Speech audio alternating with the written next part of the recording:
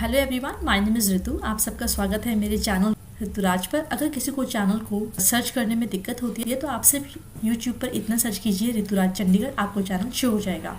जो हम क्लास लेकर चल रहे हैं वो है CCRT। इसके एग्ज़ाम्स 1-1.5 महीने पहले निकले थे, ठीक है।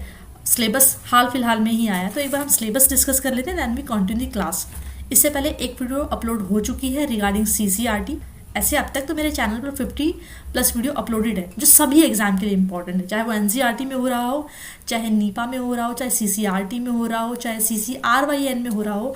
कोई भी कॉमर्स रिलेटेड एग्जाम जो चाहे junior accountant, account assistant, account officer, auditor, admin officer, ठीक है, सभी एग्जाम का ऑलमोस्ट सेम सिलेबस होता है, तो आप उन वीडियो को भी देख सकते हैं। वीडियो को स्टार्ट करने से पहले थोड़ा सिलेबस डिस्कस कर लेते हैं।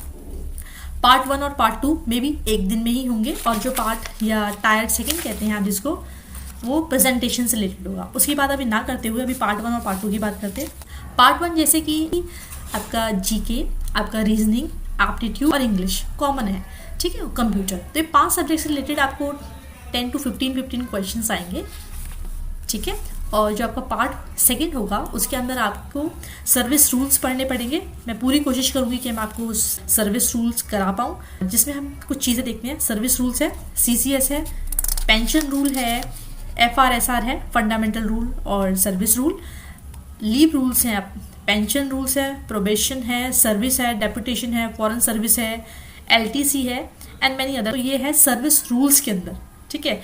अकाउंट्स का जो पार्ट है वो आपका होगा budget, internal audit, financial accounting, cash flow, fund flow, ratio, RTI act, PFMS के बारे में थोड़ा जानेंगे। बिना देरी करते हुए शुरू करते हैं आज की second class related to CCRT, जिसका फुल फॉर्म है centre for cultural resource and training, ठीक है। द्वारका में इसका ऑफिस है, जिसके अंदर काफ़ी सारी पोस्ट थी। Accounts officer and admin officer को भी हम लेकर चल रहे हैं। ऑलमोस्ट सिलेबस सेम होता है।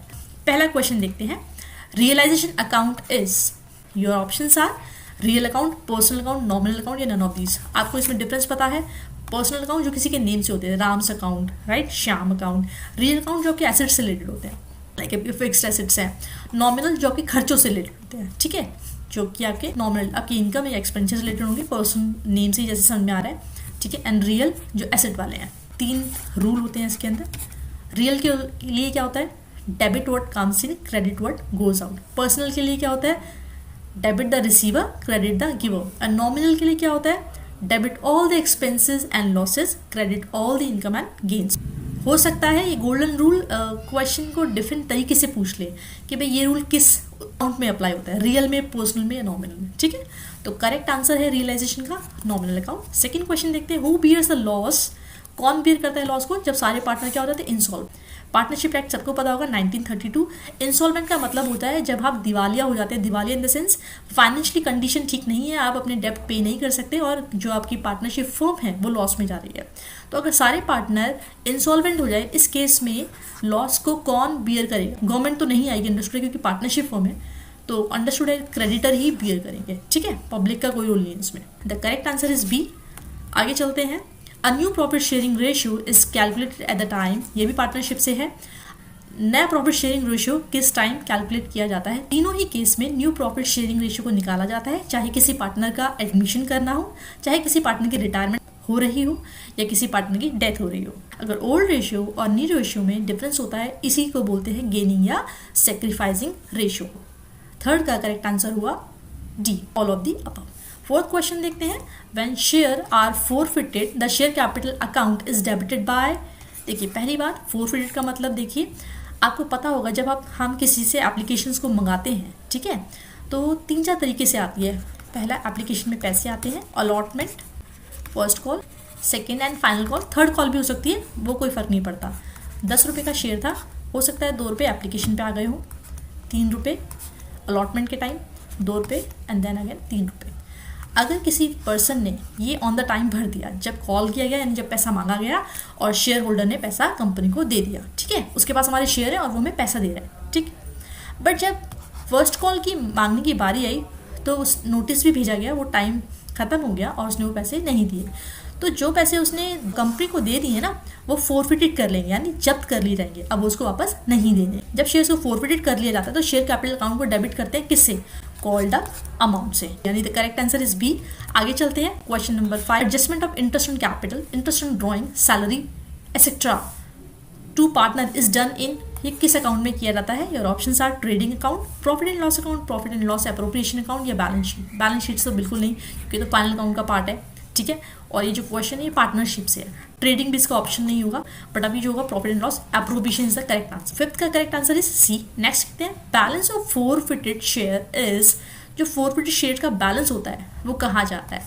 Your options are revenue reserve, capital reserve, general reserve या secret reserve. The correct answer is capital reserve. Question number 7, if the share of rupees 10 on which rupees 6 has been paid is forfeited can be reissued at a minimum price। अगर कोई share 10 रुपये का था जिस पर हमने 6 रुपये forfeited कर लिए हैं, तो बचा हुआ अमाउंट जो हम रिकवर नहीं कर पाए वो 4 रुपये अंडरस्टूड है, तो हम कम से कम चाहेंगे उस शेयर को कितने में बेचें? 4 रुपये तो एटलीस्ट बेचें ताकि हमें कोई नुकसान ना हो। मिनिमम वर्ड यूज किया गया, तो ध्यान दीजिएगा, मैक्सिमम तो कितना भी बेच सकते हैं ताकि हमें मैक्स टू मैक्स बेनिफिट हो। Question number 8, statutory report is necessary in the case of, वैसे तो स्टैट्यूटरी रिपोर्ट सभी कंपनियों के लिए इंपॉर्टेंट होती है, नेसेसरी होती है, जो भी सिक्योरिटी एक्सचेंज कमीशन के अंदर रजिस्टर्ड है, ठीक है। So your options are FEMA company, public limited company, foreign company या private company. The correct answer is public company. आगे चलते हैं, non convertible debenture refers to, your options are owners capital, loan capital, short term capital या all of the above. The correct answer is owners capital. आज की series का last question, as per the accounting standard 14 purchase consideration is payable to, your options are share holder and debenture holder, creditor या debenture holders and creditor. The correct answer is share holder. Thank you so much, to like share and subscribe. जल्दी ही मिलते हैं next video के साथ, तब तक के लिए टेक केयर।